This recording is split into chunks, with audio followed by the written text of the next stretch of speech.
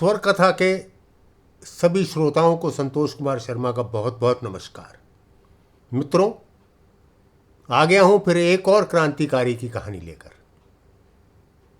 अगर बात करें भारतीय स्वतंत्रता की क्रांति और उन क्रांतिकारियों की जिनकी वजह से देश को आज़ादी मिली है, तो इतिहास की रेत में शायद हजारों नाम दबे मिलेंगे। ऐसा ही एक महान क्रांतिकारी था भारत माँ का सच्चा बेटा वासुदेव बलवंत फड़के।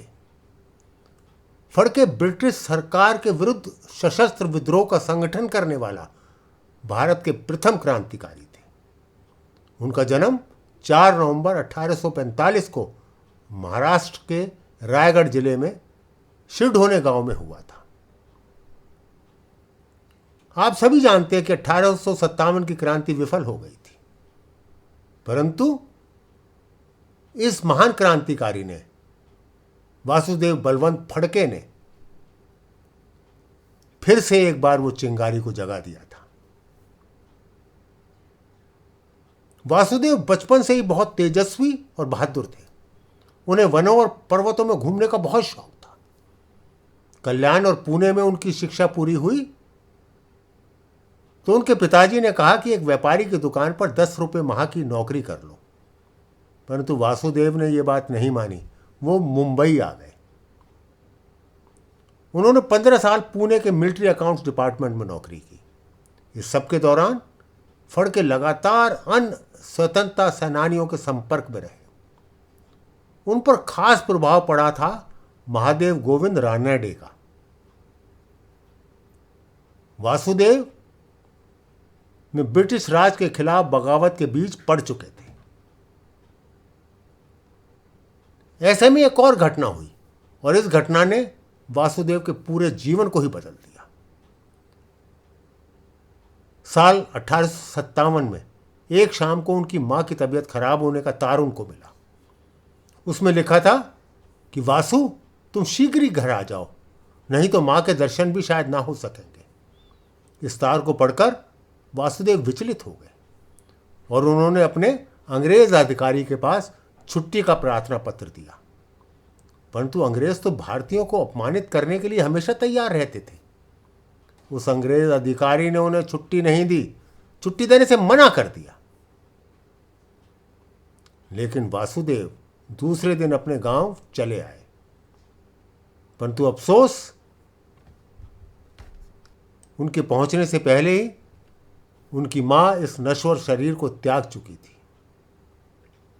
इस बात का उन पर बहुत आघात हुआ और उन्होंने तभी वे अंग्रेजी नौकरी छोड़ दी और ब्रिटिश राज के खिलाफ जंग की तैयारी शुरू कर दी। उन्हें देसी राज्यों से कोई सहायता नहीं मिली, तो फड़के ने महाराज शिवाजी से प्रेरणा ली और उस प्रेरणा के कारण आदिवासियों की सेना का एक संगठन शुरू कर दिया। सन 1879 में उन्होंने अंग्रेजों के विरुद्ध विद्रोह की घोषणा कर दी और पूरे महाराष्ट्र में घूम घूम कर नौजवानों से विचार विमर्श किया और उन्हें संगठित किया। महाराष्ट्र की कोली, भील तथा धांगड़ जातियों को एकत्र करके उन्होंने रामोशी नाम का एक क्रांतिकारी संगठन भी तैयार कर दिया और अपने इस मुक्ति संग्राम के लिए पैसा भी इकट्ठा करना शुरू किया और उसके लिए उन्होंने धनी अंग्रेज साहूकारों को लूटना आरंभ कर दिया। महाराष्ट्र के 7 जिलों में वासुदेव का जबरदस्त प्रभाव फैल चुका था। इससे अंग्रेज अफसर घबरा गए। इस कारण एक दिन बातचीत करने के लिए वे विश्राम बाग में इकट्ठे हुए। वहां पर एक सरकारी भवन में बैठक चल रही थी।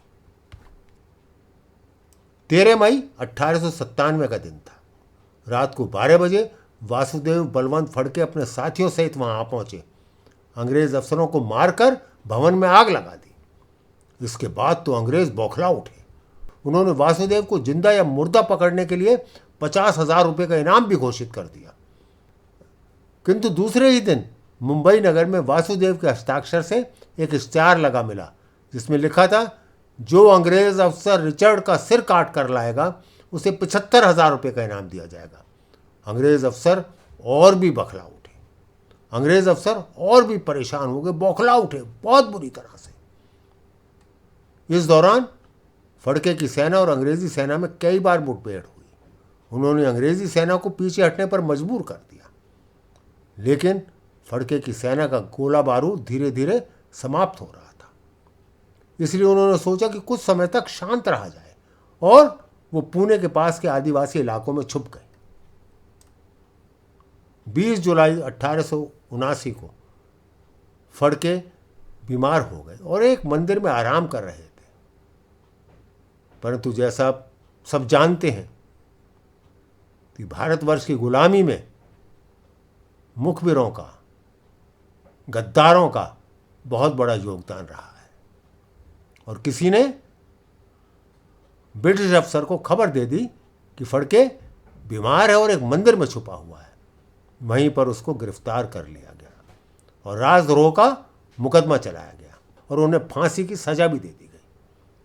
लेकिन एक बहुत ही विख्यात वकील महादेव आप्टे ने उनकी पैरवी की, जिसके बाद उनकी मौत की सजा को काले पानी में बदल दिया गया और उन्हें अंडमान की जेल, जिसको हम सेलुलर जेल के नाम से भी जानते हैं, भेज दिया गया। परंतु ये वीर सपूत 17 फरवरी 1883 को काला पानी की सजा काटते हुए जेल के अंदर ही कुर्बान हो गया, शहीद हो गया।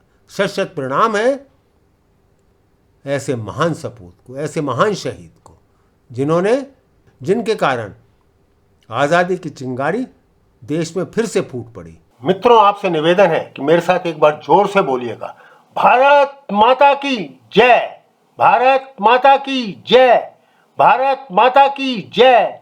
वंदे मातरम, वंदे मातरम, वंदे मातरम। आप सभी का बहुत बहुत धन्यवाद।